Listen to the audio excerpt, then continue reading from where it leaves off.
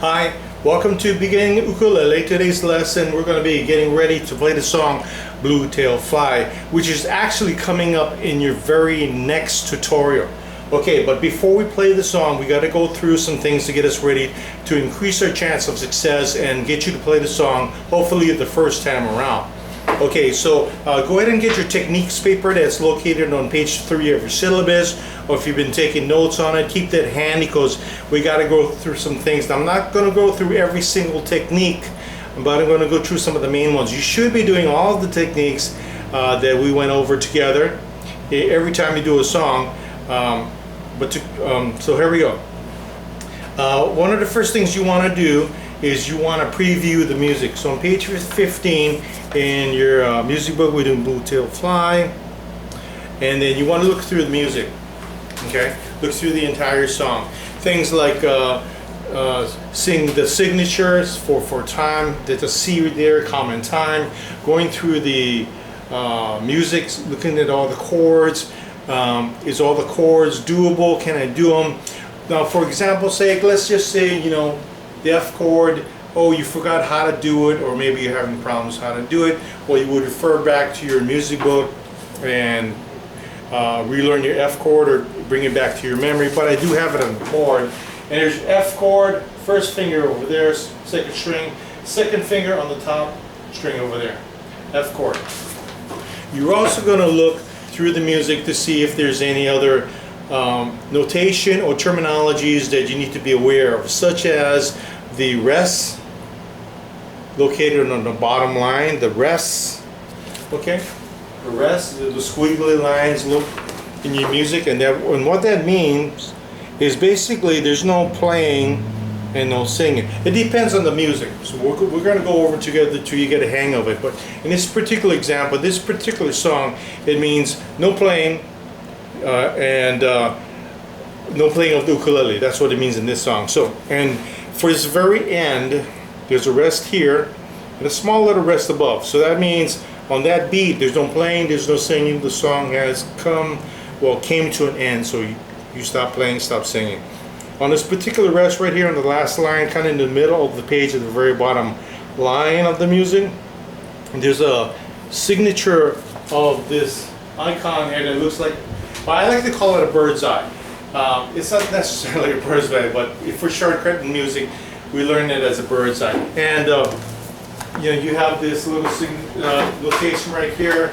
You have a little rest underneath it, and you have like a little asterisk above it. Now, sometimes in this particular music it has this symbol. However, sometimes it might not be there. Okay, so keep that in mind. However, you all should always see this bird's eye and the little rester signifying what it stands for.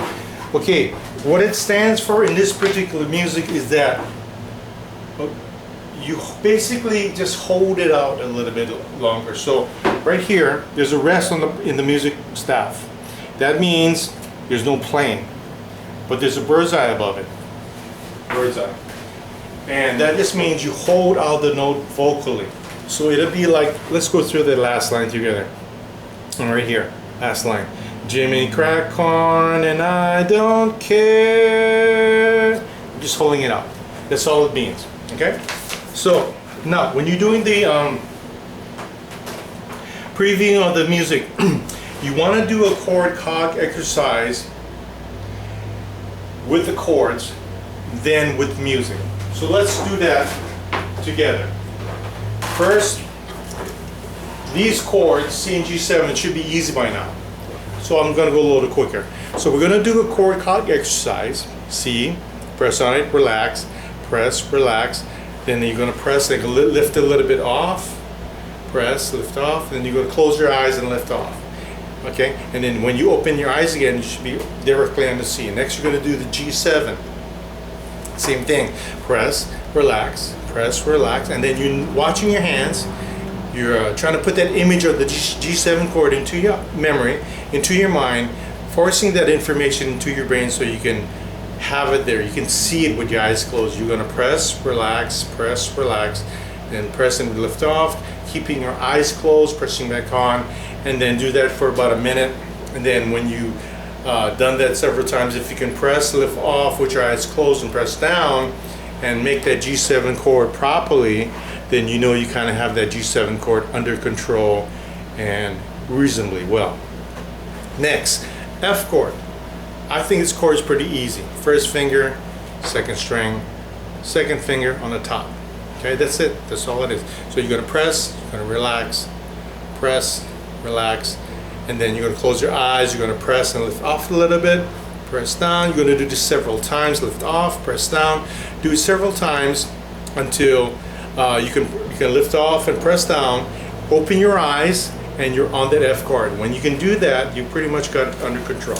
Now, you want to do a chord calc exercise with previewing the music. So as you do this, you're not necessarily closing your eyes when you do this, but you go through the music and then you make the chord. So let's do it together. So what I'm doing is I know you can't see me, but I'm actually looking at the music and I'm reading the words. So this is how your hand should look as you make the chord, and I'm reading the music out loud, making the chord as you follow along. Here we go.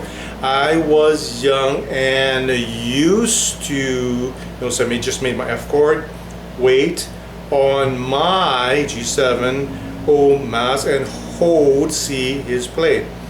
Pass the jug when he, F, was dry, and brush away the blue tail fly. Okay? So basically that's what you want to do with previewing the music. You want to be able to do the chord calc exercise with the music while you're following along with that. And that's going to show if you have any problem spots. Now, if you can do that through the music without really pausing, slowing down, then you kind of got the song under control. And then when we do the song in the next tutorial, you will probably play it perfectly the first time through. However, at least by doing this, it'll minimize the amount of mistakes that you make when you actually do the song in the next tutorial, and increase your chances of success much greater by doing all this preliminary exercise before we do the song. So keep in mind, this is an exercise, this is the technique you always want to do before you actually play the song, do an exercise, do a lesson, etc. You want to do these techniques. Keep your paper handy with your techniques and follow them as we go through the course together. And also when you do other works of music, such as like your own music that you are exploring or learning, etc. Okay, so please rewind this tutorial, check it out again, go through the techniques again, get a good idea. I know you went kind of fast through the lesson. However, you need to take your time and do it properly, and really take your time to do it and understand it and really develop the technique. Okay, once you're ready and confident to play the song, please move on to the next lesson and we shall see you there.